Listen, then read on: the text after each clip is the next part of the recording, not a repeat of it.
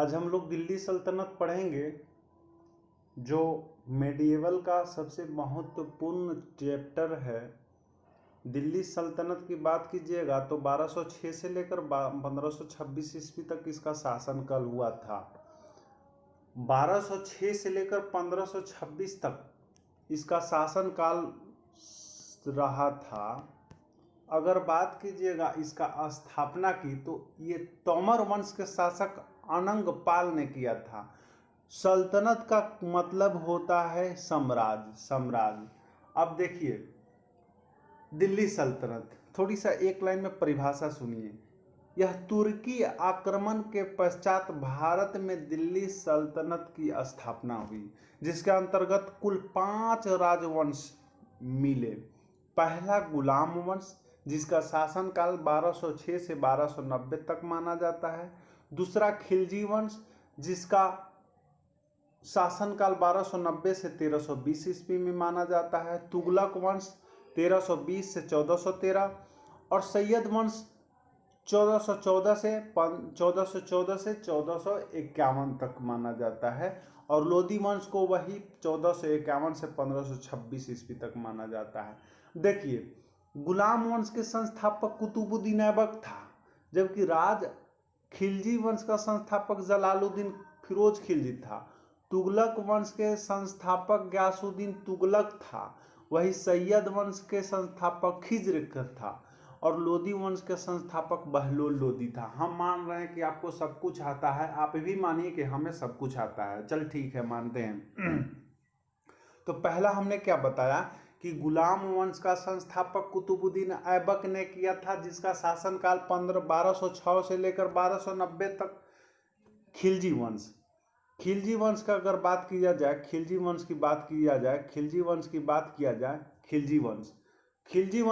किया जाए तो इसका शासनकाल 1290 से 1320 ईस्वी, जबकि तुगलक वंश 1320 से 1413, सैयद वंश 1414 से 1450 तक, लोदी वंश 1451 से 1526 तक। देखो, गुलाम वंश का संस्थापक कुतुबुद्दीन ऐबक, खिलजी वंश का संस्थापक जलालुद्दीन फिरोज खिलजी, तुगलक वंश का संस्थापक गयासुद्दीन तुगलक, वही सैयद वंश का संस्थापक खिज्र खां, लोदी वंश का संस्थापक बहलोल लोदी ने किया था।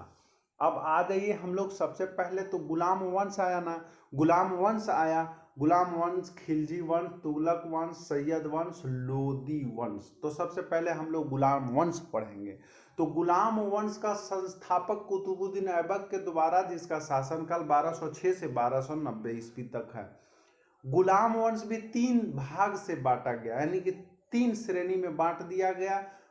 पहला कुतबी वंश, दूसरा शमसी वंश, तीसरा बलबनी वंश। कुतबी वंश 1206 से 1210 ईस्वी तक माना जाता है।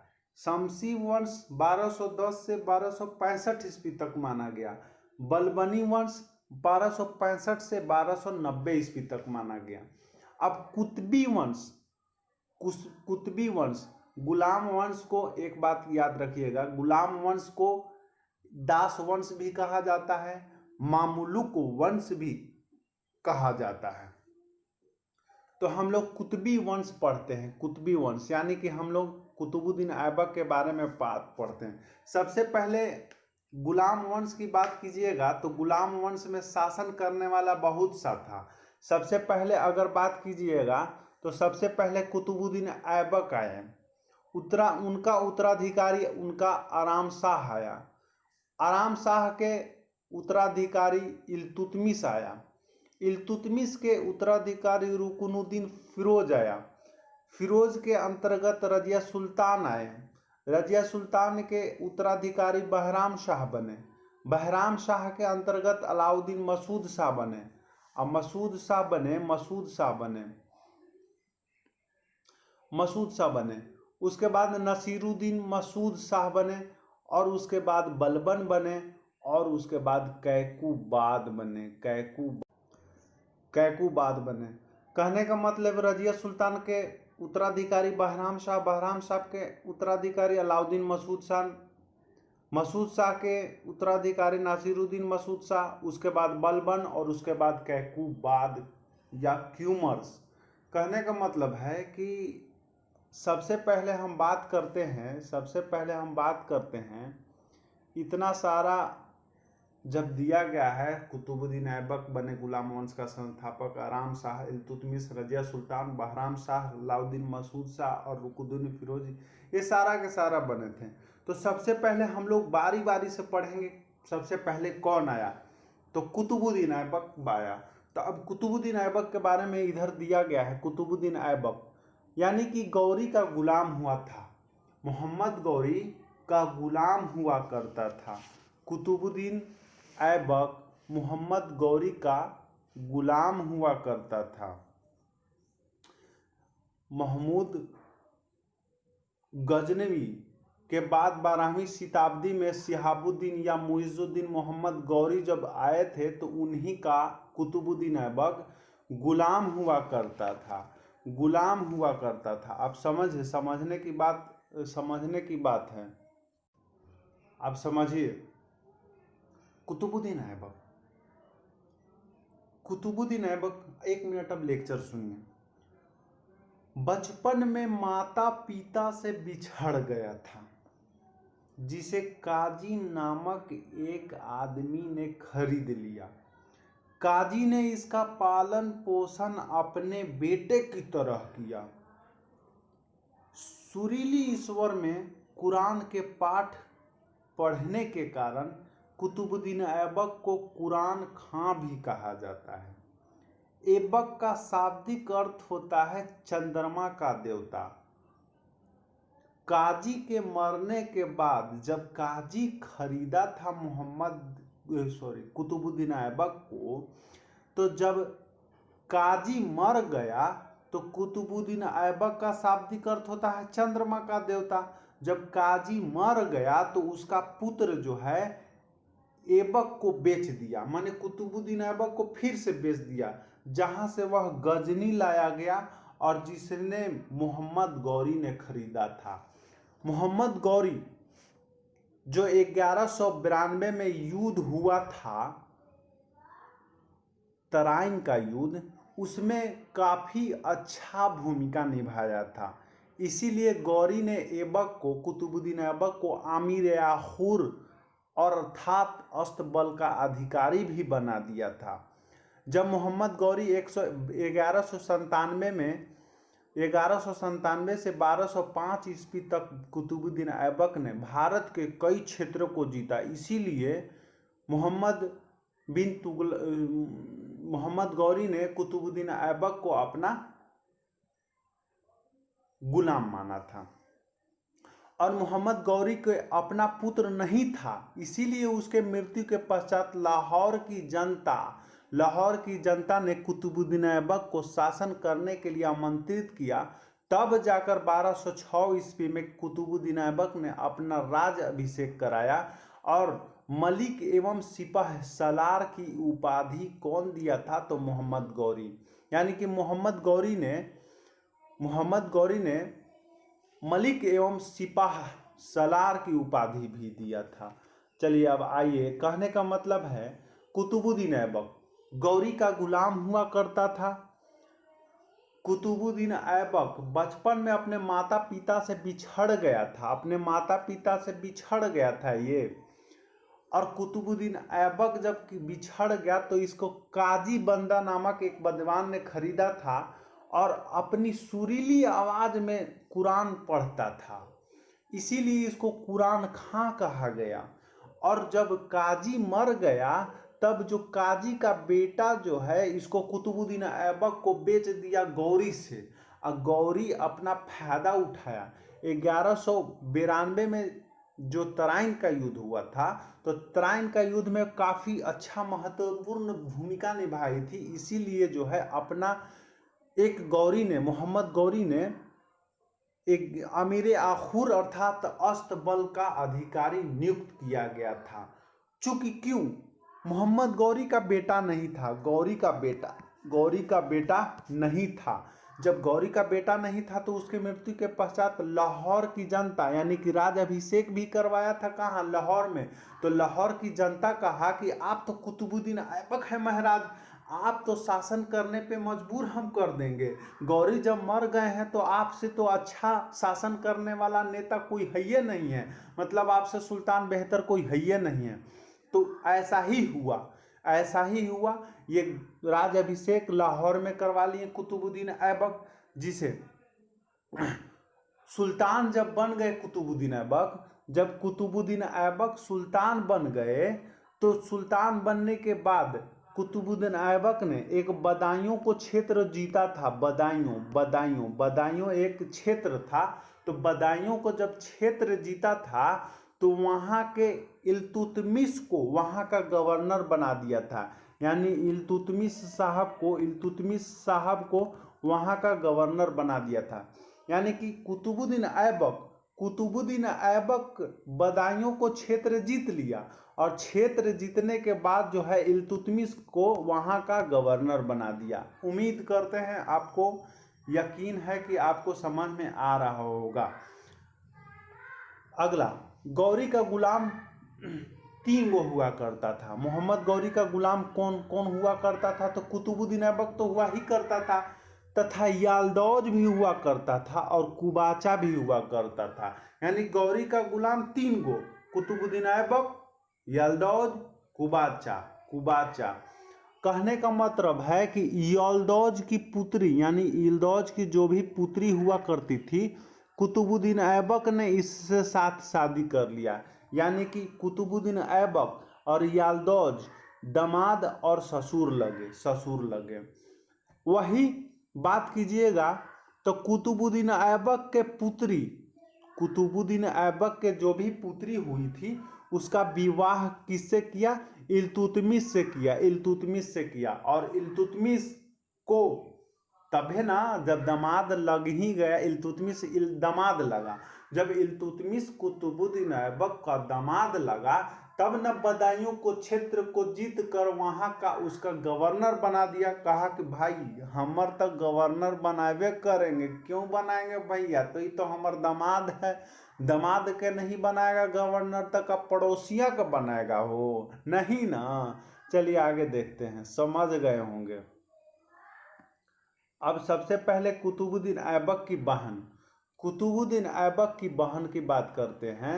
कुतुबुद्दीन ऐबक की बहन की बात करते हैं तो कुतुबुद्दीन ऐबक की बहन कुबाचा हुआ करती थी। कुबाचा जो अभी जान रहे हैं, उसी में जान रहे हैं, जो 3 तरह के गुलाम था तो कुबाचा। कुतुबुद्दीन ऐबक अपनी राजधानी लाहौर बनाई और इसका कहा जाता है कि जब सुल्तान बनने के बाद बदायूं को जीतकर इल्तुतमिश को वहां का गवर्नर बना दिया। कहा जाता है कि जब 1210 ईस्वी में चौगान या पोलो खेल रहे थे तो उस समय घोड़े से गिर गए और गिरने के बाद उनकी दर पर दर जो है मृत्यु हो गई और लाहौर ही में दफनाया गया। ऐबक की राजधानी लाहौर है। यानी कहने का मतलब जब चौगान खेल रहे थे घोड़े से गिर गए थे और इसका मृत्यु हो गया था और इनका मकबरा यानी इनका दफनाया गया कहाँ बाबू, लाहौर में दफनाया गया। इनकी राजधानी कहाँ थी, लाहौर में, और इनका राज्याभिषेक भी करवाया गया था लाहौर ही में और इनको दफनाया गया लाहौर ही में। और कहा जाता है कि कुरान पढ़ते थे, अपनी सुरीली आवाज में कुरान पढ़ते थे और कुरान पढ़ने के बाद जो है कुरान देख लीजिए, कुरान पढ़ते थे अपनी सुरीली आवाज में, तो इनको कुरान खां कहा गया। और उसके बाद लाख बख्श यानी अपनी उदारता एवं दानी प्रवृत्ति के कारण, यानी बहुत दानी था, मतलब कहीं भी जाता था, अगर मस्जिद बन रहा है ना तो 1 लाख दे देता था, 2 लाख दे देता था। तो अपनी उदारता के लिए इसको लाख बख्श कहा जाता था कि लाखों में ये पैसा दे देता है, इसीलिए लाख बख्श भी, कुरान खां भी कहा जाता है कुतुबुद्दीन ऐबक को। एक मिनहाज उस सिराज नामक विद्वान हुआ करता था। यानी कि मिनहाज उस सिराज ने जब देखा कि अरे बाप रे बाप इतना दान करता है, तो उसका दानशीलता देखा और दानशीलता देखने के बाद कुतुबुद्दीन ऐबक को हातिम द्वितीय का संज्ञा दी। उम्मीद करता हूं कि समझ रहे होंगे। दर्द हो रहा, हम जान रहे हैं कि दर्द हो रहा है, लेकिन समझने की यहाँ बात है। मिन्हाज उस सिराज ने देखा कि ये लाखों में इनाम देते हैं, इसको देखा नहीं गया और इनकी दानशीलता के कारण कहा कि बाप रे बाप ये तो ही हातिम द्वितीय है भाई, हातिम द्वितीय है। चलिए, कुतुबुद्दीन ऐबक को स्थापत्य कला का जनक भी कहा जाता है। कुतुबुद्दीन ऐबक को स्थापत्य कला का जनक भी कहा जाता है।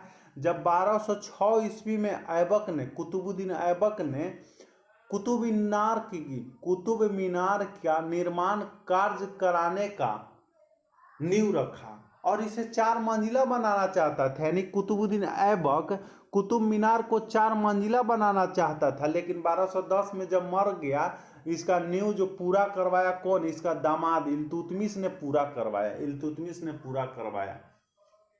1194 में की बात है, एक जैन मंदिर को तोड़कर कुव्वतुल इस्लाम मस्जिद बनाने की कोशिश कर दी। गलत बात है।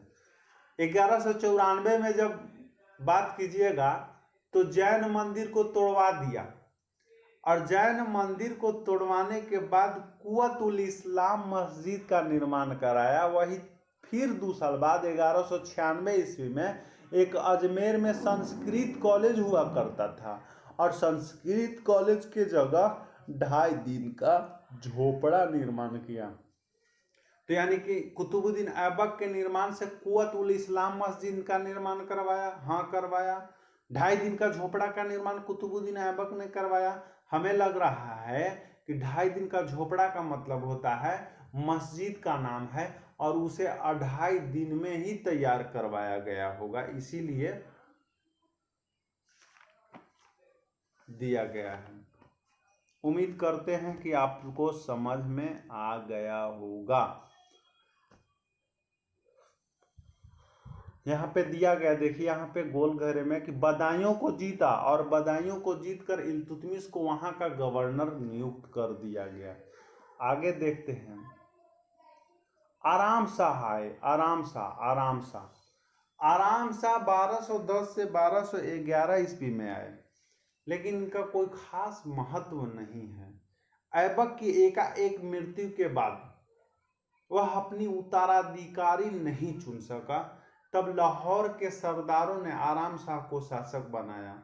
आराम शाह को शासक बना दिया। जब वहां का कोई भी नहीं था तो वहां आराम शाह का जहां जनता, यानी लाहौर, जहां राजधानी कहाँ हुआ करता था? लाहौर। तो लाहौर के राजधानी हुआ करता था, तो उन्हीं के जनता के कारण वहां पे बना दिया गया। अब आ जाइए हमारे हिसाब से इल्तुतमिश साहब। इल्तुतमिश कौन था? कुतुबुद्दीन ऐबक का दमदवा था। कुतुबुद्दीन ऐबक का दमदवा था। इल्तुतमिश इल्बरी तुर्क था तथा कुतुबुद्दीन ऐबक का दामाद था। जब इल्तुतमिश बने थे तो उस वक्त बदायूं रहा करता था। बदायूं का गवर्नर नियुक्त किया गया था। तो बदायूं से बुलाया गया। लाहौर की जनता ने आराम शाह को नहीं माना, आराम शाह को शासक नहीं माना और बदायूं से बुलाकर इल्तुतमिश को शासन करने पर मजबूर कर दिया। और इल्तुतमिश उस समय का बदायूं का गवर्नर हुआ करता था। सुल्तान बनने के बाद इल्तुतमिश को ऐबक एवं गौरी के सरदारों के विद्रोह का सामना करना पड़ा। यानी कि जब इल्तुतमिश सरदार बना, यानी कि इल्तुतमिश जब सुल्तान बना, तो कुतुबुद्दीन ऐबक तथा मोहम्मद गौरी के जितना भी विद्रोह गढ़ी था, वो सारा का सारा सफलता इल्तुतमिश सफलतापूर्वक दमन किया। इन विद्रोहों के सरदार पर विश्वास न करते हुए, यानी कि अपने इल्तुतमिश अपने चेला चपाटी पे विश्वास नहीं करता था, तिरप एगो पे नहीं देता था, इसीलिए एक 40-10 का एक दल या संगठन लाया गया, या इसे तुर्काने चिहलगानी या दल चलीसा कहा जाता है। कहने का मतलब है कि 40 दल यानी कि 40 गो गुलाम एक साथ उसके साथ रहेगा, और 40 गो गुलाम एक साथ, उसमें से एक वो भी रहता था, कौन? बलबन रहता था।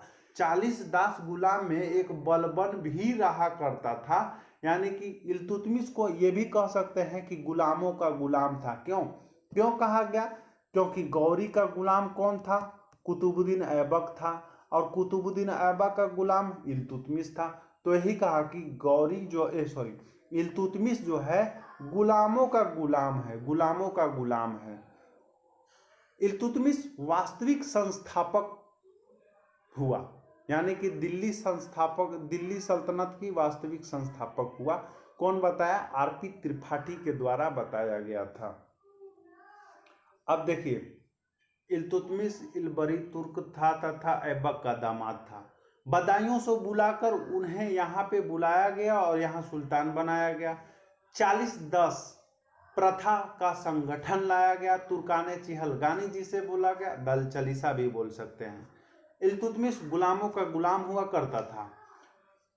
अपनी राजधानी लाहौर से जब कुतुबुद्दीन ऐबक अपने शासन काल संभाल रहे थे तो वहां राजधानी जो है लाहौर बनाया गया था, लेकिन इल्तुतमिश जैसे ही अपने गद्दी पर बैठा तो लाहौर से राजधानी बैठा दिया, यानी कि अपनी राजधानी लाहौर से राजधानी बना दिया।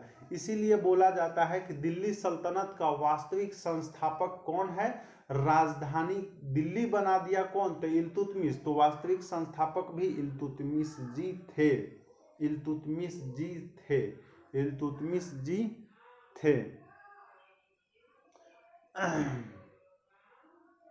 1229 में बगदाद के खलीफा सरबिल्लाह, 1229 में बगदाद के खलीफा इल्तुतमिश को सम्मान किया, जिसे खिलत एवं प्रमाण पत्र प्राप्त हुआ। यानी कि कह सकते हैं कि 1229 ईस्वी में बगदाद के खलीफा हुआ करते थे, कौन? सरबिल्लाह हुआ करते थे, और उन्हें बहुत सम्मान किया इल्तुतमिश की, बहुत अच्छा कर रहे हैं आप। इन राज्यों को मान्यता प्राप्त कर दिया तथा सुल्तान आजम की उपाधि प्राप्त कर लिया। और इल्तुतमिश प्रथम मुस्लिम शासक था जिसमें शासन व्यवस्था को सुधार का प्रचार किया था। अब इल्तुतमिश के द्वारा एक दो बातें हैं। इल्तुतमिश सर आजम की उपाधि पाया था, शासन व्यवस्था को सुधारने की बहुत प्रचार किया, अपने शासन व्यवस्था को प्रचार किया सुधारने का। उन्होंने चांदी, टंका एवं तांबा का सिक्का भी चलाया था, यानी उन्हें शुद्ध अरबी प्रकार के बात कीजिएगा तो चांदी का सिक्का, टंका एवं तांबा का सिक्का, जिसे जीतल कहा जाता है, जीतल जारी किया। उसने सिक्के पर टकसाल का नाम अंकित करवाने की प्रथा की शुरुआत की। इल्तुतमिश ने सिक्का को स्वयं को खलीफा का प्रतिनिधि कहा गया था। अगर इल्तुतमिश की बात कीजिएगा तो इल्तुतमिश एकता प्रथा प्रणाली का शुरुआत किया था, एकता प्रथा प्रणाली का शुरुआत किया था। इल्तुतमिश ने लाहौर से दिल्ली राजधानी बना दिया था। इल्तुतमिश ने जो कुतुबुद्दीन ऐबक ने निर्माण कुतुब मीनार की करवाया था, जिसे पूरा इल्तुतमिश ने कार्य संभाला था। इल्तुतमिश बीमार होने के कारण 1236 ईस्वी में इनका मृत्यु हो गया, 1236 ईस्वी में इनका मृत्यु हो गया था। हम अभी बताया कि आरपी त्रिपाठी के अनुसार इल्तुतमिश को दिल्ली सल्तनत का वास्तविक संस्थापक बना दिया गया था। 1236 में बीमार होने के कारण इल्तुतमिश को मौत की मुंह देखना पड़ा था। अगर तराइन की बात कीजिएगा तो तराइन के बीच में एक 1191 में युद्ध हुआ, एक 1192 में युद्ध हुआ, और एक 1215 में हुआ, 1215। ये पहला, ये दूसरा, ये तीसरा युद्ध हुआ। बंगाल का गयासुद्दीन सॉरी इल्तुतमिश ने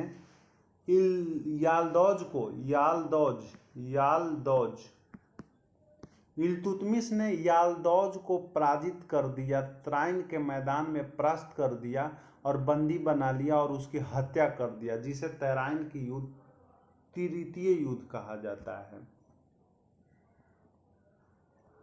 अब एक और इम्पोर्टेंट बात है कि जब इल्तुतमिश वहाँ का राजा हुआ करता था तो वहाँ पे एक मंगोल जो संकट बहुत करता था, मंगोल शासक संकट करता था। तो मंगोलिया का शासक एक जो शासक हुआ करता था चंगेज खां हुआ करता था। और चंगेज खां का मूल नाम तेमुचीनी हुआ करता था, तेमुचीनी हुआ करता था। और इसके पिता ये सुगाई बहादुर था। इसके पिता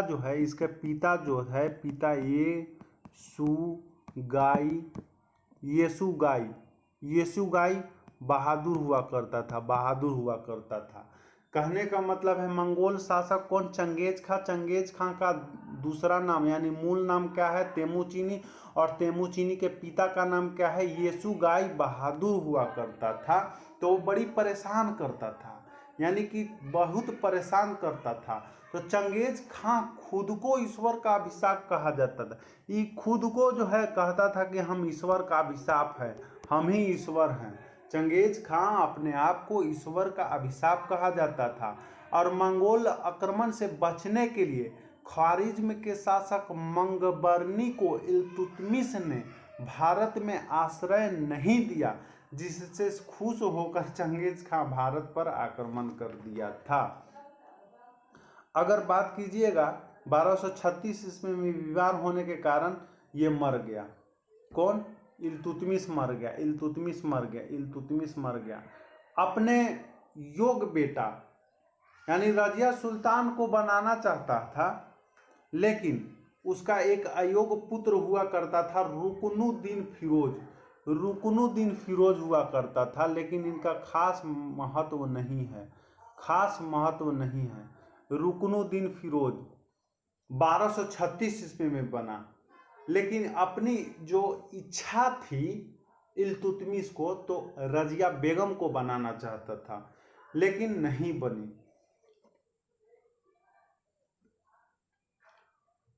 इच्छा के अनुसार रुकनुद्दीन फिरोज बना, लेकिन रुकनुद्दीन फिरोज जो है काफी अय्याश हुआ करता था। रुकनुद्दीन काफी अय्याश कहा करता था, यानी कि इल्तुतमिश की इच्छा अपनी पुत्री रजिया को सुल्तान बनाने की थी, लेकिन इल्तुतमिश के मृत्यु के बाद तुर्क अमीरों ने उसके पुत्र रुकनुद्दीन फिरोज को सुल्तान बनाया। इससे पहले फिरोज बदायूं एवं लाहौर का शासन संभाल चुका था। बहुत अच्छी बात है। और विलासी प्रवृत्ति के होने के कारण फिरोज का शासन व्यवस्था रुचि नहीं था, यानी कि फिरोज यानी रुकनुद्दीन फिरोज जो है सुल्तान बनने में कोई रुचि नहीं रहता था, यानी काफी अयोग्य थे, काफी मस्ती करने वाले थे। तो इसका बागडोर उसकी माँ शाह तुर्कान संभाला करती थी। इसका माँ रुकनुद्दीन की माँ शाह तुर्कान हुआ करती थी, और शासन इसका माँ ये संभालती थी, मैं ये संभालता था। तो एक दासी रह चुकी थी। कौन? शाह तुर्कान जो है एक दासी रह चुकी थी, और फिरोज एवं शाह तुर्कान के अत्याचार के कारण चारों ओर विद्रोह फूट पड़ा, यानी कि दिल्ली यानी लाहौर में और दिल्ली में चारों तरफ विद्रोह फैल गया कि हमको रुकनुद्दीन नहीं चाहिए, हमको शासन करने वाला कोई अच्छा चाहिए। जैसे अभी वर्तमान में कह रहे हैं ना कि यहाँ मोदी साहब हैं, तो मान लीजिए किसी को पसंद है किसी को नहीं है, तो वही कह रहे हैं कि हमको रुकनुद्दीन फिरोज नहीं चाहिए। तो उसी को संभालने रुकनुद्दीन फिरोज गए, और वहां जाके रजिया सुल्तान उसकी बहन रुकनुद्दीन की बहन कौन हुई? रजिया सुल्तान अपनी लाल वस्त्र में आकर दिल्ली के सभी से न्याय मांगने लगी। रजिया लाल वस्त्र पहनकर न्याय प्राप्त करने के लिए लोगों की समक्ष उपस्थित हुई। जनता ने साथ भी दिया और रजिया सुल्तान को बनाया गया क्या? सुल्तान बना दिया गया।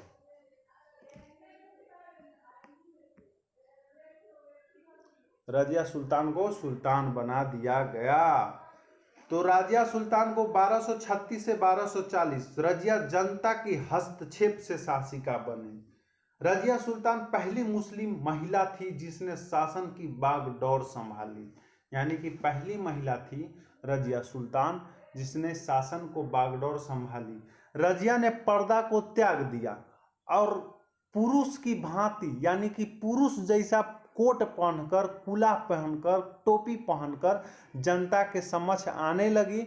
रजिया ने अबिसिनिया निवासी के एक गुलाम मलिक जलालुद्दीन याकूत को आमीर आखूर अर्थात अश्वशाला प्रधान के पद पर नियुक्त किया था।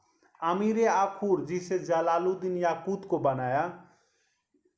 इन नियुक्तियों से खफा उसके एक अमीर अल्तुनिया हुआ करते थे। मतलब आमीर आखूर जब रजिया सुल्तान सुल्तान बनी तो दिल्ली की जनता से मदद से बनी, अमीरों के सहयोग से बनी। चलिए ठीक है। आमीर आखूर का एक नियुक्त कर दिया किसको? जलालुद्दीन याकूत को। और अल्तुनिया को बना दिया भटिंडा का इकदार। लेकिन अल्तुनिया इससे खुश नहीं था। अल्तुनिया ये चाह रहा था कि हम आमीर आखूर पद पे रहे, लेकिन नहीं बनाया गया। तो रजिया सुल्तान के तहत जो है विद्रोह कर देगा बाद में। अल्तुनिया किसी चीज पे विद्रोह कर दिया गया, यानी कि अल्तुनिया को अपने साथ मिलाने के लिए उससे, लेकिन अल्तुनिया के साथ अल्तुनिया जो है विद्रोह कर दिया। किस पे? दिल्ली पर, यानी रजिया सुल्तान पे। तो रजिया सुल्तान जो इसको मिलाने के लिए इससे शादी कर लिया, यानी इससे शादी ब्याह कर लिया। कैथल नामक स्थान पर डाकुओं द्वारा हत्या कर दिया गया। किसको? ऐसा माना जाता है कि जब रजिया अल्तुनिया के साथ राजधानी वापस लौट रही थी, तभी रास्ते में कुछ षड्यंत्र डाकुओं ने कैथल के पास 13 अक्टूबर 1240 को हत्या कर दिया गया। एल्फिंस्टन के अनुसार, यानी कि एल्फिंस्टन एक वैज्ञानिक हुआ करते थे, विद्वान हुआ करते थे। तो एल्फिंस्टन साहब कहें कि यदि रजिया स्त्री नहीं होती तो उसके सभी गुण जो हैं एक पुरुष वाला है जो रहना चाहिए। यानी मिन्हाज भी लिखता है, भाग ने उसे पुरुष नहीं बनाया वरना उसके समस्त गुण उसके लिए लाभप्रद पर थे। रजिया में वे सभी प्रशासनीय गुण थे जो एक सुल्तान में होना चाहिए था। उसके बाद आए बहराम शाह। बहराम शाह आए और बहराम शाह की एक इल्तुतमिश का पुत्र हुआ करते थे। इनके शासनकाल में एक पद लाया गया, नया पद, नाइब ममलिकात। इसका अर्थ होता है संपूर्ण अधिकारी का स्वामी।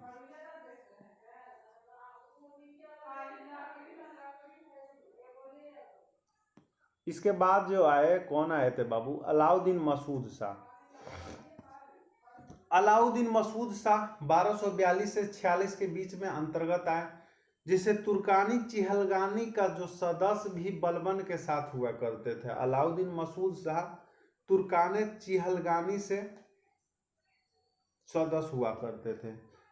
मसूद शाह बहराम शासक का पौत्र था। इसके काल में पहली बार बलबन को फांसी का इख्तियार बनाया था, जिसे बाद में आमीर हाजी के पद पर नियुक्त कर दिया। आमीर हाजी के पद पर नियुक्त कर दिया था, बलबन को कर दिया था। और 1246 ईस्वी में बलबन ने अलाउद्दीन मसूद शाह को पद से हटाकर नासिरुद्दीन महमूद को शासक बना दिया। तो नासिरुद्दीन महमूद शासक 1246 से 1265 ईस्वी में बने, जिसे शमसी वंश का अंतिम शासक नासिरुद्दीन महमूद हुआ करते थे। नासिरुद्दीन महमूद ने बलबन को उलुग खां की उपाधि दी। मंगोल नेता जब वहां से बने थे तो मंगोल नेता हलाकू ने आक्रमण किया और बलबन ने संभाला। नासिरुद्दीन महमूद जब 1246 से 1265 ईस्वी में संसी वंश का अंतिम संस्थापक हुआ करता था, तो महमूद ने बलबन को उलुग खां की उपाधि दिया। और वहां जब नासिरुद्दीन महमूद शासन कर रहे थे तो मंगोल नेता बड़ा तंग कर रहा है, तो हालाकू ने आक्रमण किया और वहां से बलबन उसे बचाने की कोशिश किया। नासिरुद्दीन महमूद एक ऐसे विद्वान थे, यानी नासिरुद्दीन महमूद एक ऐसे सुल्तान थे जो टोपी सीकर अपनी जीवन यापन करते थे। मतलब देखो, जैसे हमारे सरकार अभी है कि ऐसा कर सकता है वो, मतलब टोपी सीते थे, अपनी जीवन यापन करते थे। और इनकी 1265 ईस्वी में हत्या हो गई, इनमें मृत्यु हो गई, जिससे बलबन दिल्ली का सुल्तान बन गया। दिल्ली का सुल्तान बन गया। महमूद ने नायब ममलिकात बलबन को सौंप दिया था, इसीलिए बलबन ने पुत्री का विवाह नासिरुद्दीन महमूद से किया था। यानी नासिरुद्दीन महमूद बलबन के पुत्री से विवाह किया था। अब इसके बाद जो आता है बलबन बन जाएगा। बलबन की अगर बात कीजिएगा, बलबन 1266 से 1286 ईस्वी तक अपने गद्दी पर बैठा था। बलबन एक इलबरी तुर्क था जिसे बचपन में मंगोल ने ख्वाजा जलालुद्दीन के हाथ बेचा, उसे शिक्षा भी दिया और 1223 ईस्वी में दिल्ली लाया गया। कहने का मतलब है कि बलबन इलबरी तुर्क था, बचपन में मंगोलों ने पकड़कर उसे दास के रूप में ख्वाजा जलालुद्दीन के हाथ बेच दिया। ख्वाजा उसे शिक्षा देकर 1223 ईस्वी में दिल्ली लाया।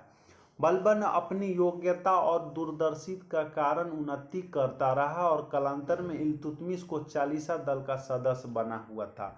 हम बताए थे कि चालीसा दल का सदस्य हुआ करता था और चालीसा दल का सदस्य हुआ करता था और बलबन का वास्तविक नाम बहाउद्दीन था। ग्यासुद्दीन जब गद्दी पर बैठे थे तो उनका नाम ग्यासुद्दीन बलबन के नाम से अपने गद्दी पर बैठा था। ग्यासुद्दीन बलबन के नाम से गद्दी पर बैठा था। बलबनी एक इलबरी तुर्क था। बचपन में अपने मंगोलों ने ख्वाजा जलालुद्दीन के हाथ बेच दिया, उसे शिक्षा देकर 1223 ईस्वी में दिल्ली लाया गया। चालीसा दल का सदस्य हुआ करता था जिसका नाम वास्तविक नाम बहाउद्दीन था।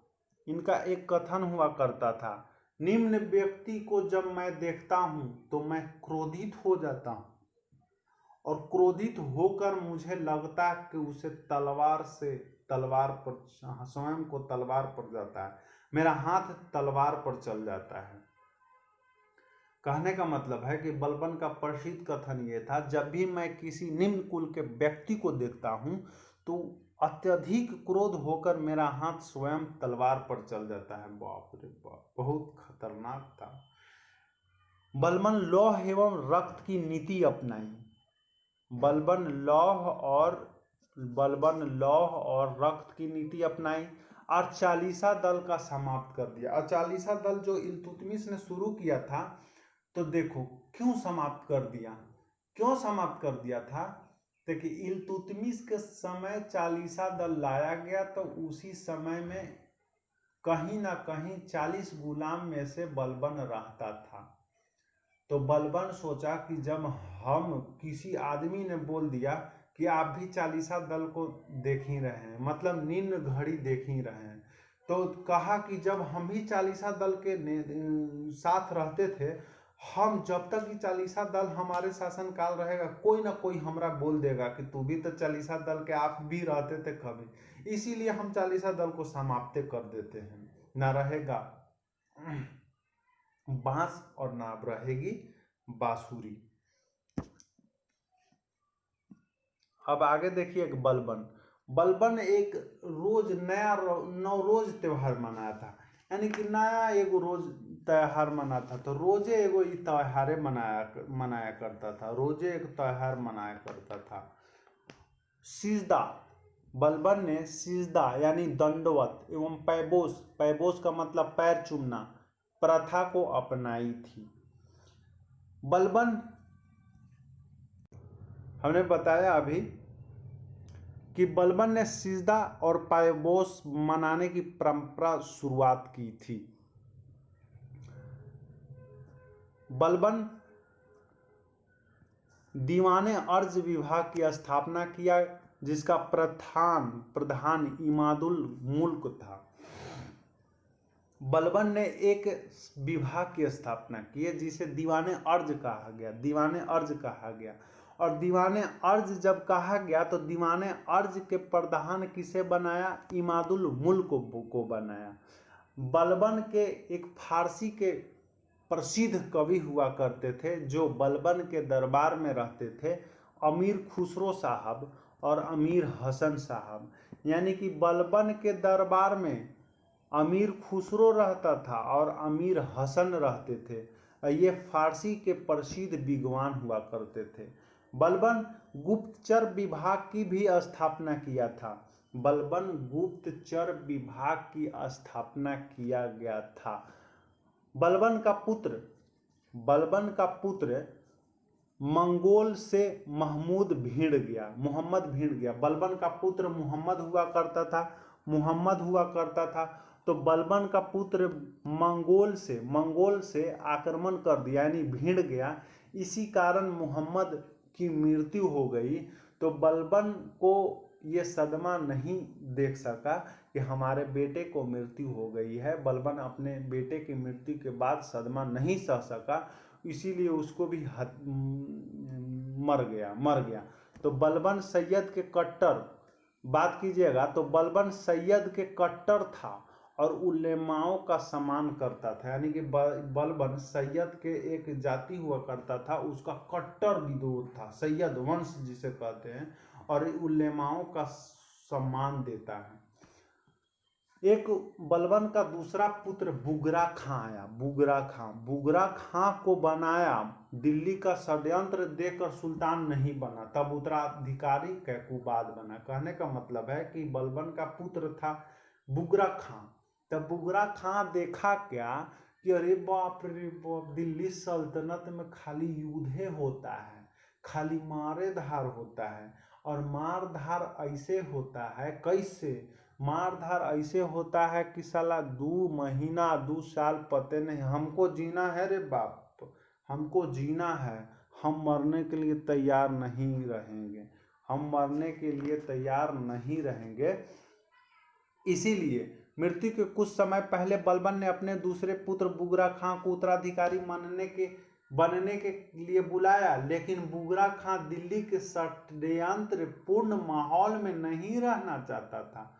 वह चुपके से बंगाल चला गया। तब बलबन ने अपना उत्तराधिकारी कैखुसरो को बनाया। कैकूबाद को बनाया। तो कैकूबाद का शासनकाल 1286 से 1290। एक